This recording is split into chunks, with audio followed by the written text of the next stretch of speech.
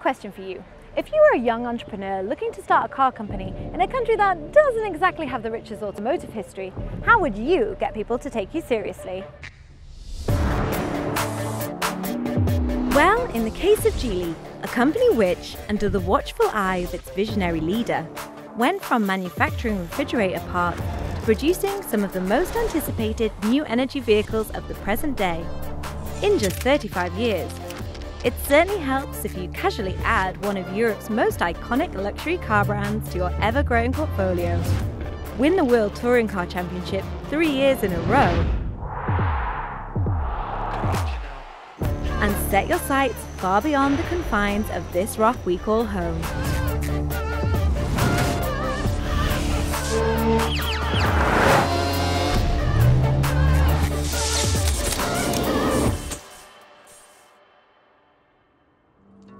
But let's not get ahead of ourselves. In this video, we will have plenty of time to discuss all the crazy things that Geely has planned for the future and what that might mean for a consumer like you or me, no matter where you live. First, however, I want to take you way back, long before the era of towering HQs and powerful production lines. This is Luqiao, just a regular old little town in rural China that just so happens to be the unlikely birthplace of this story's protagonist. In 1963, Eric Li entered this world. During his early years, he lived a pretty ordinary life. When he wasn't helping out on the family farm, he was hustling for a few extra cents by watching over the neighbors' cows or giving people lifts on the family bicycle. But apart from the odd bit of wheeling and dealing, there were few signs that he would go on to be one of the true visionaries of China's industrial age. All that changed, however, when he discovered photography, of all things. Upon graduating high school, he needed a photo for his diploma and was less than impressed by the long queues and poor service he encountered at the studio in his nearest town. Sensing an opportunity, he borrowed the equivalent of a few months' wages from his father and bought himself a camera. He cycled from village to village taking portraits of the locals under the motto, "Don't like it, don't pay for it." This saved them the costly trip into town and quickly earned him the money to pay back his father and open his own photography studio. His own early flirtations with entrepreneurship coincided nicely with China's policy of economic reform, in which free enterprise was increasingly championed by the country's leadership. Not that the young Eric needed the encouragement. Ever the problem solver, his quest to find cheaper chemicals for the film development process led to him stripping apart old fridges, which in turn led to a business recycling precious metals, and then ultimately gave him the experience to start manufacturing refrigerator components of his own.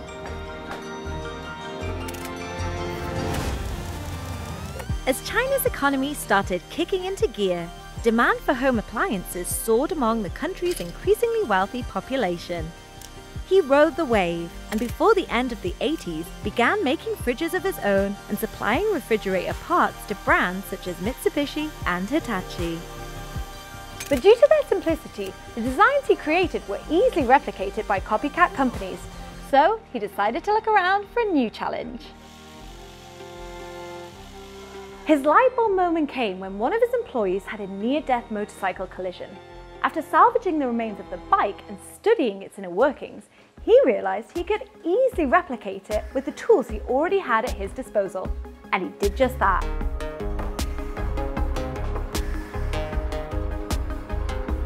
By 1994, the year his bikes were finally ready, China was in the midst of a motorization boom as people swapped out their trusty bicycles of before for shiny new mopeds.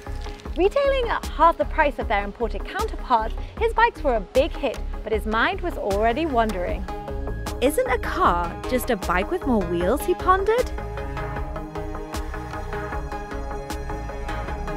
I've never made a car myself, but I imagine there's slightly more to it than that. In short, he bought a Mercedes, went on a business trip and returned to find it disassembled on the factory floor. But rather than being angry at his engineer's inability to piece it back together, he rewarded their curiosity by buying them a whole fleet of cars for them to tinker with until they had the knowledge needed to produce a car of their own. The culmination of their efforts, and no doubt a fair amount of personal investment on Eric's part, was the E-how, meaning number one. But despite looking the part, it was riddled with safety issues and was destined for the scrap heap. But Li's team was unfazed and resolved to try again, this time wisely aiming to build an affordable hatchback-style car. By the end of 1998, their efforts resulted in a production run of 100 handmade Geely Haoqings, which closely resembled a certain small Japanese car that was very popular in China at the time. Another valiant effort, but one that again ended in failure. The bodywork was leaky and the footwells flooded in the rain. Eric's solution was simple, if not a little barbaric. He hired a road roller and crushed them all. Surely this was the end of his ill-fated car experiment. Well, no. In true Eric fashion, he demanded his team give it one more shot. But would they follow him? Joining me today is one of his longest-serving employees to tell me exactly what it was like at that crazy time. 这边在火热的，就是说生产摩托车，然后那边，然后听到说我们吉利又要造汽车了，就是我们就觉得很兴奋，呀，吉利竟然要造车了，就是大家都觉得，哎，这是一件很了不起的想法。当然，我们当时也脑子当中也充满着疑虑啊，吉利也可以把车子生产出来吗？就其实。 当时的一些媒体啊，一些什么的，就是说，对我们吉利造车，都是充满着质疑的，就是觉得呀，李书福董事长竟然有这么神奇的想法。其实造车是一种梦想，它就是说我们如何去实现这个伟大的梦想，那肯定要是大家一起去坚持，一起去努力，一起去奋斗。 So as Yang Kaihua said, the team would not be deterred, and after numerous failed iterations, they finally came up with a market-ready version that was cheap to produce and offered better value than the imported cars that were popular at the time. There was, however, one slight issue. Despite pleading with government officials, Eric had never actually obtained a license to produce cars. And even worse, China was about to enter into the WTO, which would open up its still relatively small consumer market to foreign companies. That means he could be outcompeted before even having a chance to bring a car to market. 我觉得大家知道他这么做的话，我觉得董事长他是很坚持，他是有一份这种，应该说他是有一种情怀在里面，就是说他决心，自然说决心要造车嘛。 Fortunately for Eric, his persuasive nature prevailed, and just a month before the WTO deal was finalized, Geely was finally added to the list of automotive manufacturers licensed to produce cars, and the company went into overdrive.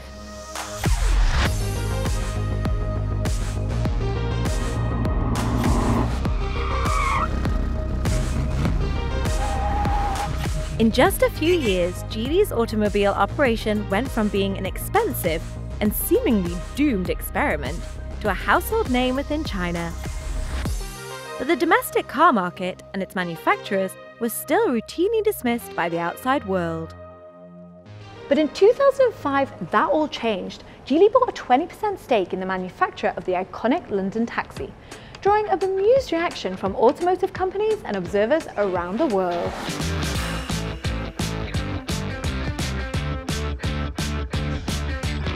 But their intentions soon became clear, with Geely first gaining the rights to produce and sell the taxis in China before later buying the company outright. This deal marked Geely's entrance onto the international stage, but they couldn't afford to lose focus on their home market. Sure, the economy was booming, but what if that meant consumers would outgrow Geely's budget-friendly offerings? They had to respond, and respond they did. Their first move? Well, they became one of China's first companies to develop their own high-performance engine. Next, they released the Panda, the first Chinese car to be awarded a 5-star NCAP rating. And finally, they came up with an idea that was so bold, it was immediately ridiculed. But Here's someone who can tell that story a whole lot better than me.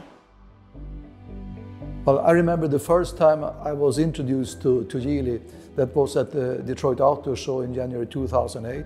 Geely was there with one car. It was not impressive.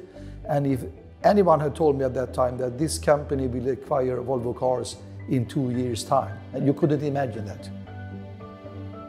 After the financial crisis, the automotive industry was in big difficulties, and that's true for Volvo as well. Yeah, we were informed by the Ford leadership that Volvo was up for sale. Geely was the preferred buyer of Volvo cars. Well, there were questions about if Geely was the right buyer. Geely as a company and from a term of technology, what could they really offer? Of course, that perspective changed over the years. First time when we met with Eric Lee in Gothenburg in 2010, he made a very famous statement. And he said that, let's release the Volvo Tiger from its cage. And many people really didn't understood what he meant. But over time, he demonstrated that he had trust in the Volvo team. After becoming China's first multinational automotive group, Geely intended to use the technological expertise of Volvo to reach their own new goal of producing safer, more luxurious and desirable cars throughout the group that appeal to their increasingly aspirational customers, both at home and abroad. But it wasn't just a one-sided relationship, and in 2016 they unveiled this jazzy number, and with it an all-new brand, Lynk & Co, a joint venture between Geely Auto and Volvo Cars. This young and hip brand is the culmination of many years of collaboration and was the first to use the Geely Group's brand new CMA vehicle architecture, quite literally the foundation on which many of the group's future cars would be built.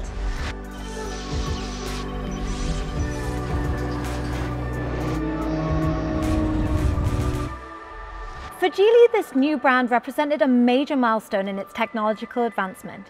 But it was through their work with the Cyan racing team that Lynk & Co were truly able to show the world the extent of their engineering abilities.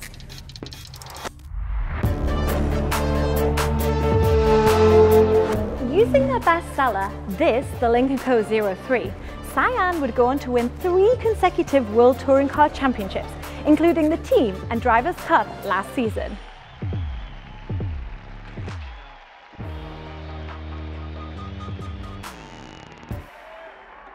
But despite the international recognition, Eric never forgot his roots and paid homage to his hometown by building this epic production facility. Let's go take a look inside.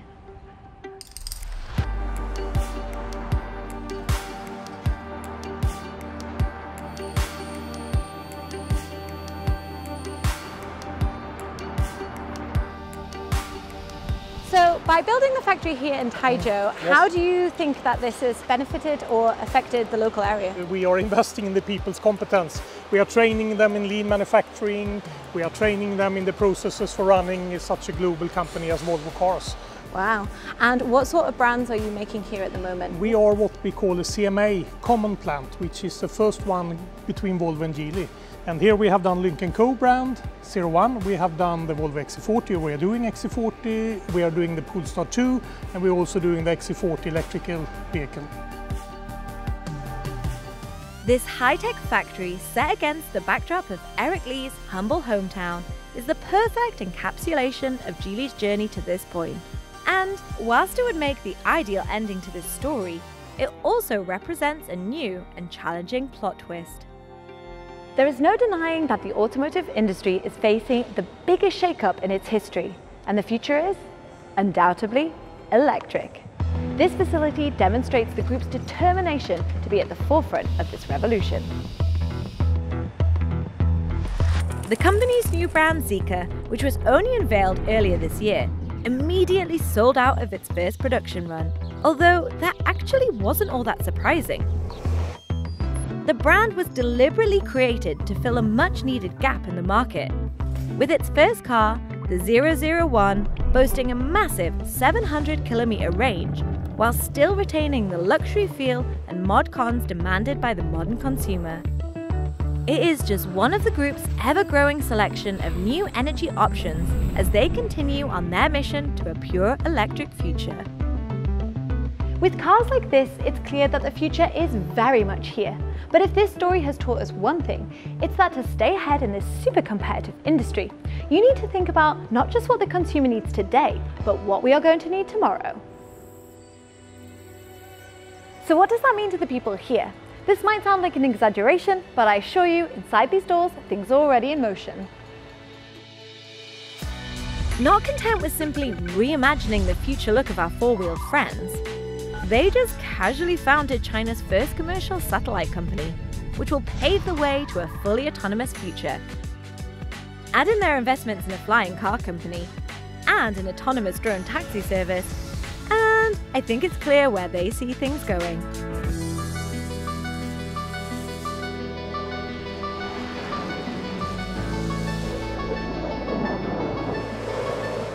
But amidst all this crazy talk of the future, I can't help but cast my mind back to the guy who started it all. I'm not sure that when he founded Geely 35 years ago, he could have ever foreseen what it would become. But one thing's for sure, going from selling photos in small-town China to selling 2.1 million cars in a single year, with a few detours along the way, makes for some journey.